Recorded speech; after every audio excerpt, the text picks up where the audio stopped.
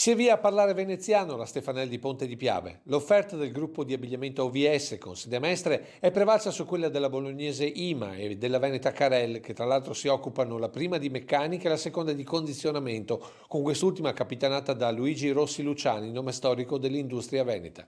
OVS è uno dei marchi fashion veneti, con oltre una trentina di partner distributivi in tutto il mondo, e punta su Stefanel sia per rafforzare la propria rete italiana con i 30 negozi dell'azienda trevigiana, ma anche di riportare il marchio di Ponte di Piave all'estero con il franchising.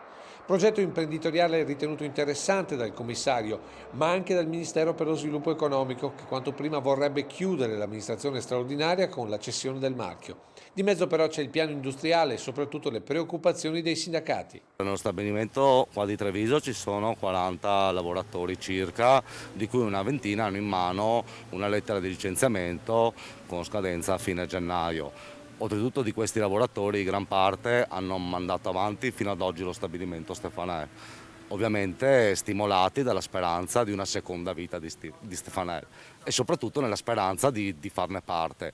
Oggi sembrerebbe che questi presupposti non ci sono e questo è quello che a noi ci ha lasciato un po' di amarezza sul tavolo di ieri.